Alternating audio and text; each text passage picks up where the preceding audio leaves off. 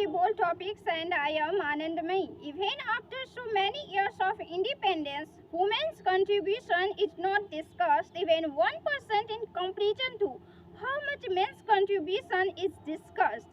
The contribution of these women in the page of our history has become like dust on a mirror. Today in Lady Pep series, we will talk about Leela Rai in the 6th series of the Constituent Assembly. Leela Rai was a member of the Constituent Assembly from Bengal and to bring forward the contribution of women in Bengal. Leela Rai had an important contribution in stating of the women here during the independence period and connecting them with the mainstream. Bengal's contribution to the country's independence has also been considerable. This is also mentioned in today's politics when Rahul Gandhi visited the land of Bengal during his Nyaya Yatra. But there is a long story of how women were brought into the mainstream here, and the leader of this story is Leela Rai. Leela Rai's entire life was defined by the foundations she laid for women's education and liberation. She challenged the roots of gender-based division of labor. She took all the steps for women which were felt necessary in the current context. From this, the feeling of patriotism was instilled among the citizens. She also went to jail several times, and after coming back, she again started challenging took things which were trying to weaken the foundation of the country. Leela Rai's entire life was dedicated to the country, and her example will continue for a long time to come. She has left behind a legacy which will always be admirable and inspiring. 1900 in an upper middle class family in Golpara, Assam, and she was brought up in Sylhet, which is currently part of Bangladesh. She was the only woman member from Bengal to be elected to the assembly. She participated as a member of the Constituent Assembly from Bengal on 9 December 1946. But when there was talk of partition of India, she became angry and resigned from the post. Leela Rai raised in Bengal, one of the centers of political and nationalist movement of the time. Leela Rai managed to make her mark in the contemporary freedom struggle. Her formal education led to a BA degree in English from Bethune College, Calcutta, where she received the Padmavati Gold Medal for her academic performance. Subsequently, she became the first woman to obtain an MA from Dhaka University in 1923. Leela, along with 3 other women, enrolled in master's course in Bengal and Sanskrit at the university and fought for their right to study at a non-co-educational university. After completing his education, she devoted himself completely to social work. Leela established a martial self-defense group for women, the first of its kind in the region. Leela, an advocate of women's education, founded a women's organization called Dipali Sant in December 1923. It was a group of women that encouraged and taught women's social and political awareness and provided leadership training. After this, she established a school named Dipali School and 12 other free primary schools with the help of Dipali Sangh.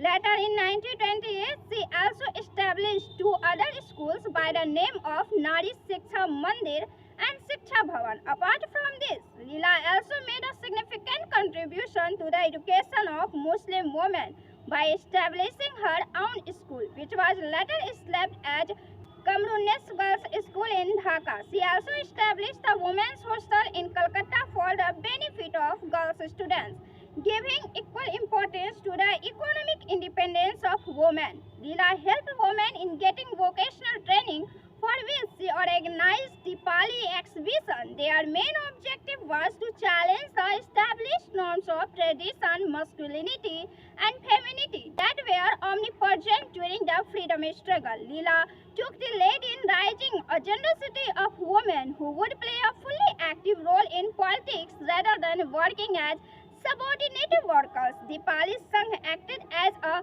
rebellion training institute in this regard. Famous revolutionary Preeti Lata Vidar took training from this organization. In 1926, Leela became a member of the revolutionary group called Sri Singh, whose founder was Anil Rai, whom she later married. At that time, she was the first female all-male revolutionary party. Leela was successful in attracting women to this group by providing them an alternative. In the fight for freedom, women were taught to make bombs, work with weapons, and distribute CDT's pamphlets. There were other secret revolutionary groups like Ansulan Samiti and Jugantar, which were predominantly male-based, where men were in control. Leela, being a member of the DU, tended to relegate women to secondary roles initially.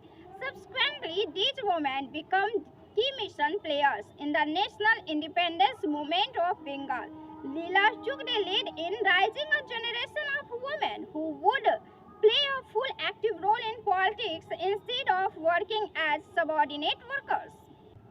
However, women were not limited to these activities but were also given the option to be a part of various social projects like running a school, college, and vocational training institutes.